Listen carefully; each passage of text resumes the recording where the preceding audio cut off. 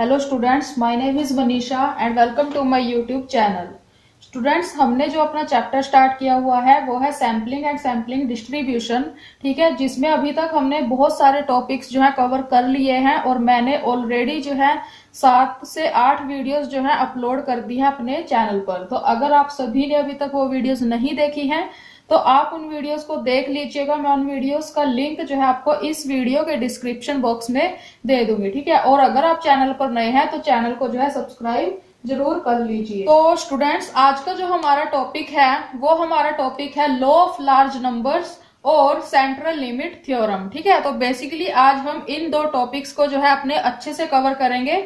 तो इन टॉपिक्स को अच्छे से समझने के लिए इस वीडियो को जो है आप एंड तक जरूर देखिएगा। ठीक है, तो चलिए हम स्टार्ट करते हैं हमारी आज की वीडियो। तो सबसे पहले तो मैं आपको बता दूं कि जो लॉ ऑफ लार्ज नंबर्स है उसको हिंदी में हम क्या बोलते हैं, वृत्त संख्याओं के नियम। और सेंट्रल लिमिट थ्योरम उसको हम हिंदी में क्या बोलते हैं, केंद्रीय सीमा प्रमेय। ठीक है, तो अब हम सबसे पहले लॉ ऑफ लार्ज नंबर को जो है पढ़ेंगे। तो स्टूडेंट, सबसे पहले मैं आपको एक बात क्लियर कर दूं कि यहाँ पे लॉ ऑफ लार्ज नंबर्स में वृत्त का मतलब है यहाँ पे बड़ा। ठीक है, इसका मतलब क्या है, बड़ा मतलब कि बड़ी संख्याओं का नियम। ठीक है, आप इसको ये बोल सकते हो। ठीक है, तो अब ये नियम हमें क्या बताता है, तो चलिए वो भी देख लेते हैं हम।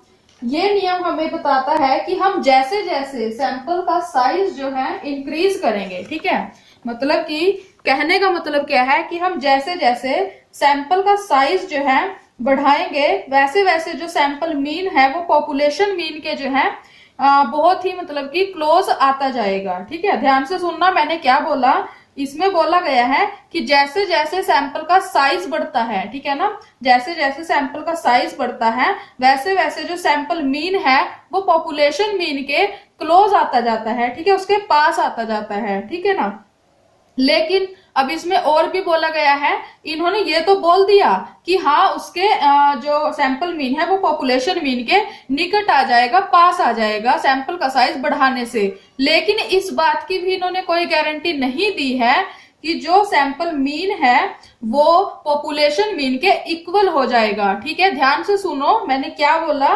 कि ये तो है कि हाँ वो सैंपल का साइज अगर बढ़ाएंगे तो सैंपल मीन जो है वो पॉपुलेशन मीन के क्लोज आ जाएगा, लेकिन इस बात की कोई गारंटी नहीं दी है कि जो सैंपल मीन है वो पॉपुलेशन मीन के इक्वल हो जाएगा। ठीक है, तो यही है लॉ ऑफ लार्ज नंबर्स। ठीक है, तो अब मैं आपको एग्जाम्पल के थ्रू बताती हूँ कि इसमें आपको क्या बोला गया है। ठीक है, तो फॉर एग्जाम्पल आप कॉलेज का एग्जाम्पल लो। ठीक है, तो मान लीजिए कि एक कॉलेज है और कॉलेज में जो स्टूडेंट्स हैं उनकी संख्या है 3000। ठीक है ना, 3000 जो है स्टूडेंट्स है कॉलेज में।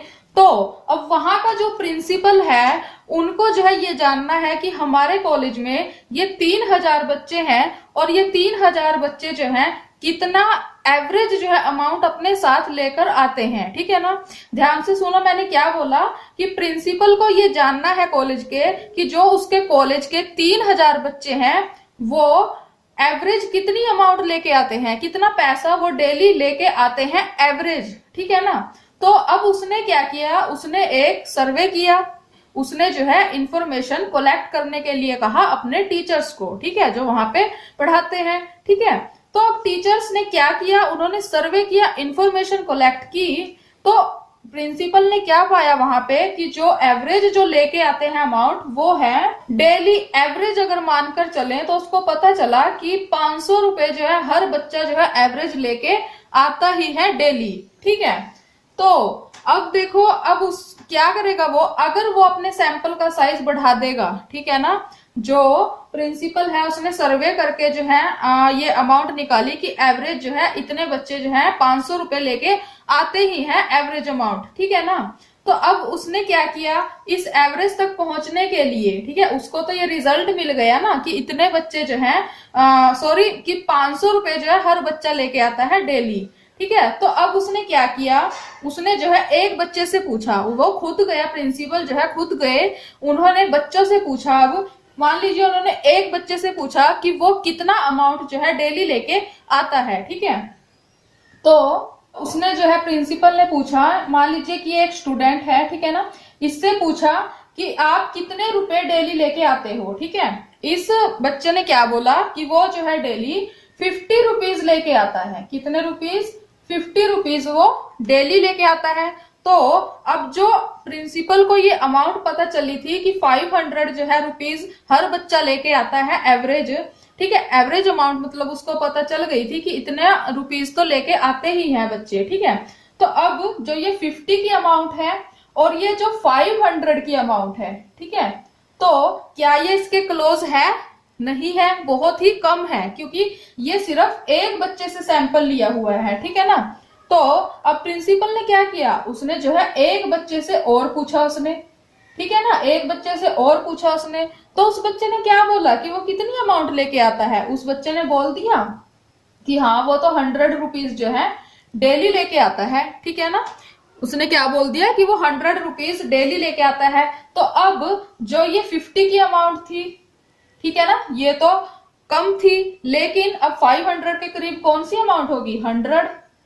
100 होगी, ठीक है ना। जो ये 100 वाली अमाउंट है ये 500 के क्लोज होती जा रही है ना, अमाउंट जो है 500 के क्लोज होती जा रही है। अब प्रिंसिपल ने क्या किया, उसने जो है एक बच्चे से और पूछ लिया, ठीक है। वो क्या कर रहा है, वो अपने सैंपल का साइज बढ़ा रहा है, ठीक है ना। उसने क्या किया, एक बच्चे से उसने और पूछ लिया, ठीक है। तो उस बच्चे ने बोल दिया कि वो कितने रुपए लेके आता है, वो तो डेली लेके आता है 150 रुपए, ठीक है। उसने बोल दिया कि वो 150 रुपए लेके आता है। तो अब प्रिंसिपल ने क्या किया, अपना सैंपल का साइज जो है और इंक्रीज कर दिया, ठीक है। उसने एक बच्चे से और पूछ लिया कि आप कितने लेके आते हो, ठीक है। तो उस बच्चे ने क्या बोल दिया कि वो 200 रुपीज डेली लेके आता है, ठीक है ना।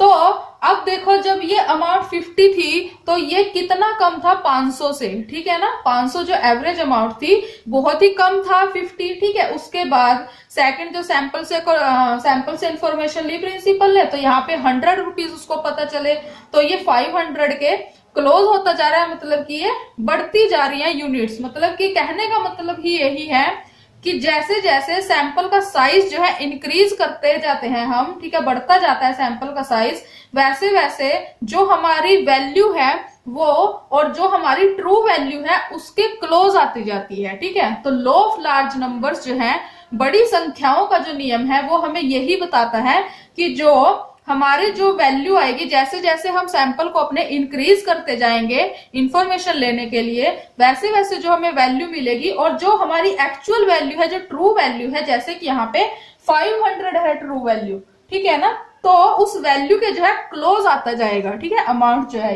जो हमारी ये 200 आई, ठीक है, तो ऐसे जो है ये क्लोज आता जाएगा। तो यही है हमारा लॉ ऑफ लार्ज नंबर्स, ठीक है। लेकिन इसमें ये भी बोला गया था कि जो ये था, इसमें ये भी बोला गया था कि इस बात की कोई गारंटी नहीं है कि जो सैंपल अगर हमने बढ़ा दिया सैंपल का साइज, तो उससे जो हमारा सैंपल मीन है और पॉपुलेशन मीन है वो इक्वल ही होगा, ठीक है ना।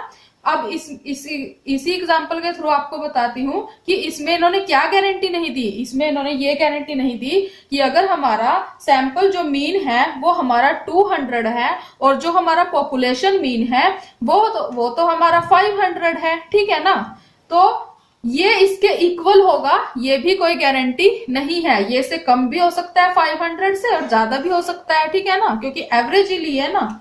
तो यही है लॉ ऑफ लार्ज नंबर। तो अब इसमें कंक्लूजन क्या निकला हमारे पास, इसमें कंक्लूजन निकला कि सैंपल का साइज बढ़ाकर सैंपल मीन और पॉपुलेशन मीन का हम सिर्फ डिफरेंस कम कर सकते हैं, ठीक है ना। ध्यान से सुनो, कंक्लूजन क्या निकला इसमें कि सैंपल का साइज बढ़ाने से, हमने यहाँ पे सैंपल का साइज इंक्रीज किया, पहले एक बच्चे से पूछा प्रिंसिपल ने, फिर 2 से, फिर 3 से, फिर 4 से, उसने क्या किया, उसने सैंपल का साइज बढ़ाता गया वो, ठीक है ना, और जो डिफरेंस था उसका इसके सैंपल मीन और पॉपुलेशन मीन के बीच में, ठीक है, सैंपल मीन और ये पॉपुलेशन मीन, इनके बीच का डिफरेंस जो है अमाउंट का वो कम किया जा सकता है इससे, ठीक है। सेकंड कंक्लूजन क्या निकला कि जब सैंपल का साइज जो है इंक्रीज होता है तो सैंपल्स मीन में जो है वेरिएशन जो है वो बहुत कम हो जाता है, ठीक है। तो यही है हमारे पास law of large numbers. I hope कि आप सबको जो है लॉ ऑफ लार्ज नंबर्स का टॉपिक्स जो है अच्छे से जो है समझ आ गया होगा, ठीक है। तो आगे हमारे पास है सेंट्रल लिमिट थ्योरम। तो ये वीडियो जो है काफी लंबी हो गई है, तो मैं आपको जो है नेक्स्ट वीडियो में कवर करवाऊंगी सेंट्रल लिमिट थ्योरम के बारे में। ठीक है, तो आई होप कि आज की वीडियो आपके लिए यूजफुल रही होगी और आपको जो है ये टॉपिक बहुत ही अच्छे से जो है समझ आ गया होगा। ठीक है, तो चलिए नेक्स्ट वीडियो में जल्दी मिलेंगे हम सेंट्रल लिमिट थ्योरम टॉपिक के साथ। एंड तब तक थैंक यू सो मच।